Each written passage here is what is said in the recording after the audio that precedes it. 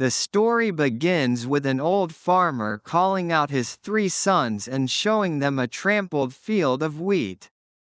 The father instructs his sons to stand guard at night, so that they will find out who trampled the wheat, and the brothers, in turn, send the youngest, Ivan the fool, John, there instead.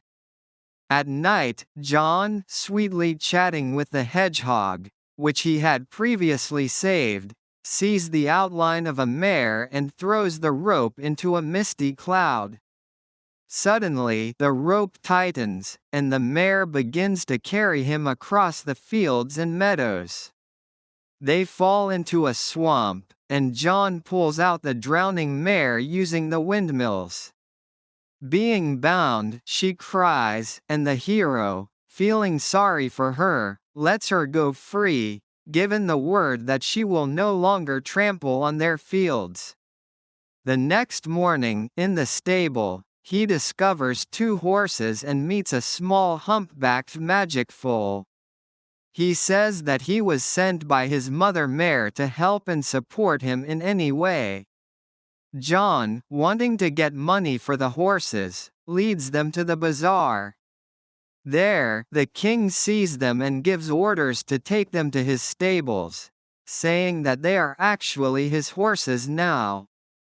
Having received no money, John asks the foal to help him, and he calls the horses back with a whistle.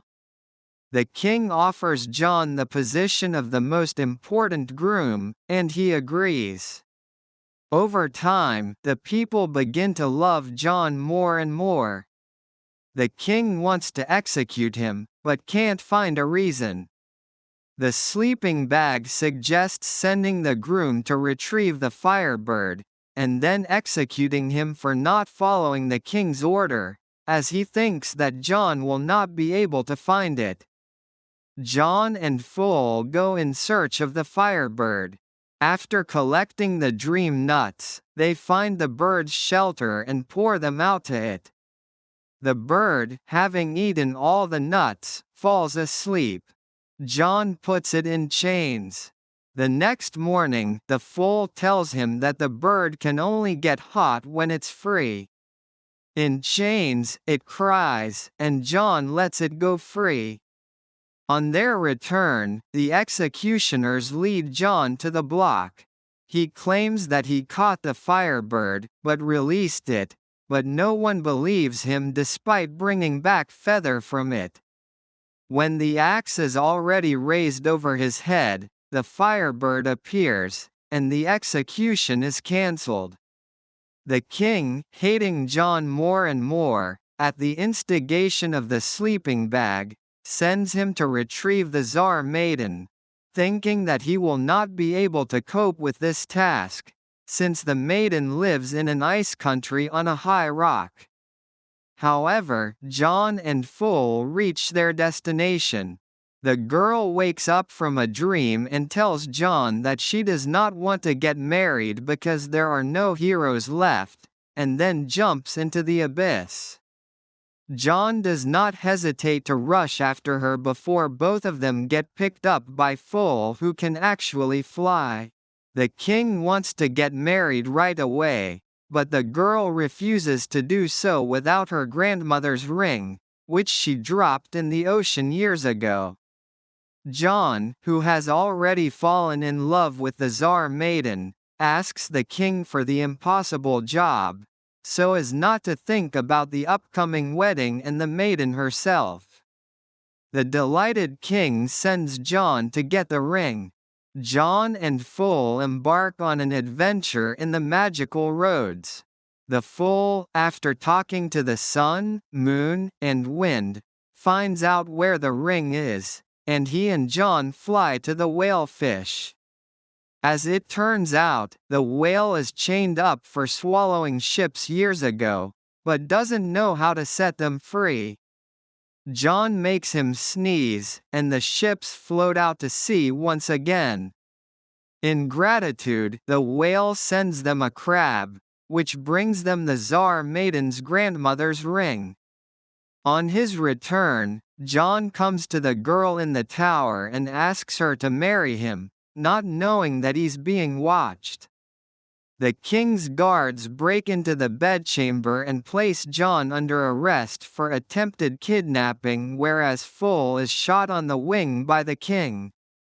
The king is ready to get married, but his bride asks him to rejuvenate himself according to her grandmother's recipe by bathing in cauldrons of boiling water, ice water, and boiling milk.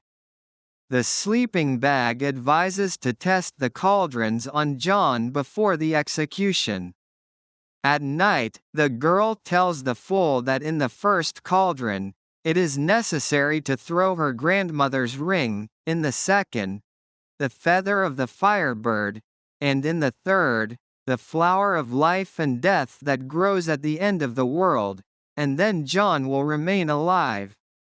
Foal goes in search of the flower despite a wounded wing.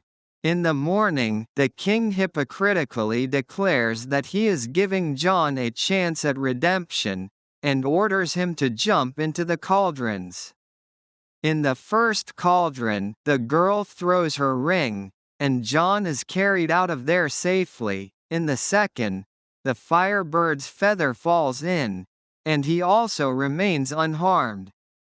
At this time, the foal finds the flower and learns from it that the one who picks it is waiting for death. Despite this warning, he plucks the flower to save John and manages to deliver it when John finds himself inside the third cauldron. The renewed John appears before the maiden, and the king jumps into the first cauldron without hesitation. However, a huge bubble bursts out of the cauldron, which carries the cursing king away into the sky.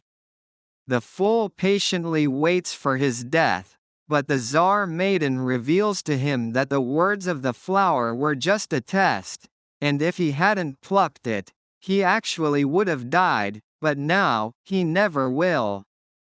Left without a king now, John becomes the people's new ruler with the maiden at his side as his queen before they proceed to getting married.